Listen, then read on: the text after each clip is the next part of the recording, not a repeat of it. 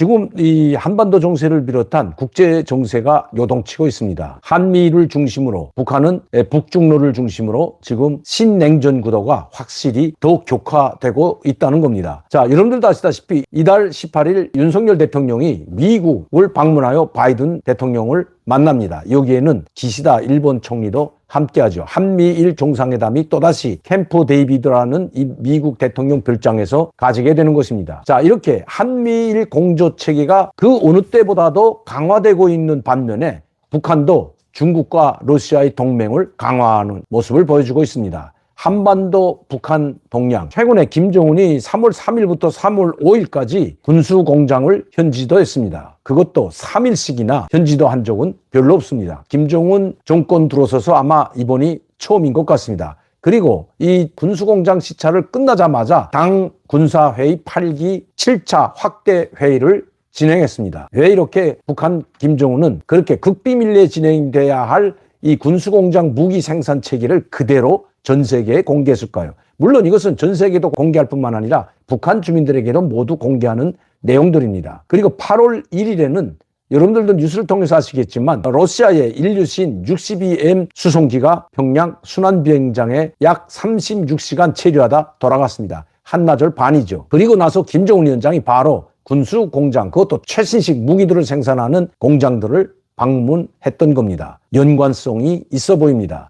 자, 이 내용은 제가 집중적으로 여러분들에게 다시 한번 말씀드리기로 하고, 북한은 모두 언론 매체들을 통해서 이번 우리 한반도를 관통하고 지나간 바로 6호 태풍에 대해서 카눈이죠. 여기에 대해서 이동 경로나 태풍의 용량에 대해서 그 강도에 대해서 계속 보도를 해왔습니다. 특히 9일자, 10일자, 11일자에도 노동신문에는 6호 태풍을 주의할 때에 대한, 그리고 만단의 준비를 갖추고 농작물 피해가 없도록 철저히 대비하라고 계속해서 보도를 했을 뿐만 아니라 그리고 그 경로까지도 상세하게 보도하는 모습을 보여줬습니다. 이게 한번 북한의 언론 뉴스를 보면서 말씀을 이어가도록 하겠습니다. 왜냐하면 평양부터 강계까지 자강도 함경북도를 관통하면서 엄청난 피해를 줄 것으로 예상됐지만 결국 평양을 관통하지 못하고 평양 입구에서 이 북한을 지나가면서 소멸된 것으로 보여집니다. 즉 북한이 피해를 입지 않은 것으로 나타나고 있습니다. 태풍 피해를 막기 위해서 지휘 성원들부터 앞장서서 이 모든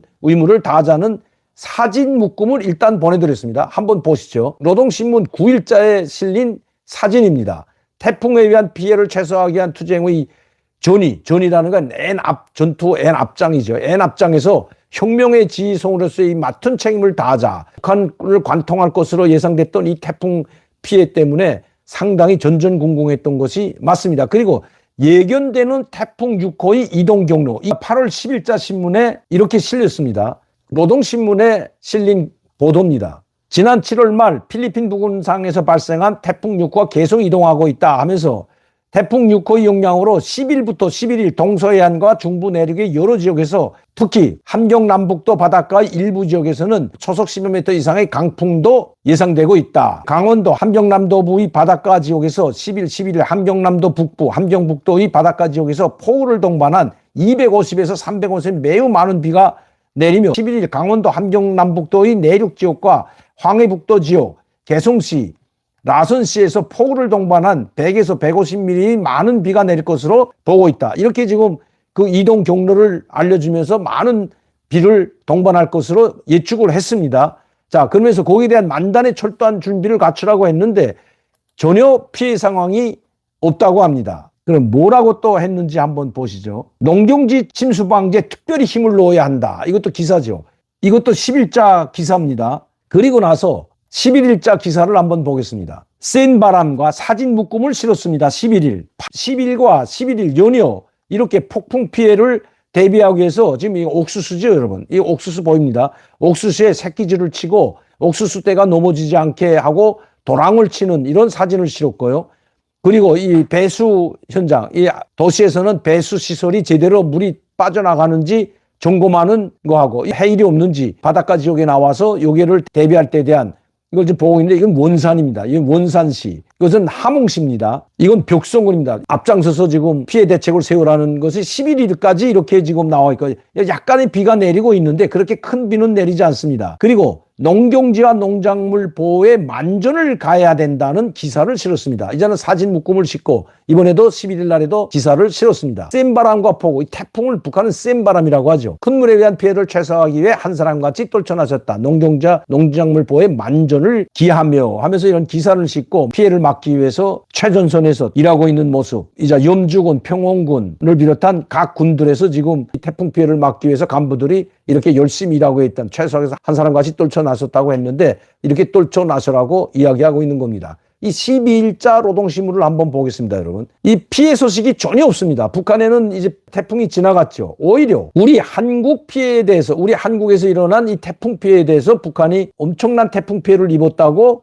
보도를 하고 있습니다. 괴뢰 지역에서 태풍 6호로 인한 피해 발생. 제가 이 말씀을 드리는 것은 지금 북한이 피해 발생이 나지 않았습니다. 그 피해 태풍 6호가 북한 전체 지역을 황해남북도에서부터 저 자강도 함경북도까지 관통을 해서 지나간다는 뉴스가 계속 나와서 상당히 긴장하고 모든 간부들이 이 태풍 피해를 최소화하기 위해서 최전방에서 분발을 하라고 이렇게 노동신문에 계속 싣던 북한이 12일 그렇게 큰 영향을 주지 못하고 소멸되자 자기들의 피해는 별로 없은 것 같습니다. 또 큰 비도 내리지 않았죠. 그러자 우리의 이 피해 소식을 소상히 실었습니다. 각 지역에서 여기 보면 경상남도, 전라남도 등지에서 1157헥타르에 달하는 농경지들이 침수되고 11헥타르의 농경지가 유실되었다. 전 지역적으로 수백 세대에 달하는 주택이 피해를 입었으며 15,800명이 대피하였다. 제방들이 유실되고 도로, 다리, 공원들이 침수되었으며 부산, 울산, 대구, 경상남도 등 지역의 46,484세대에 대한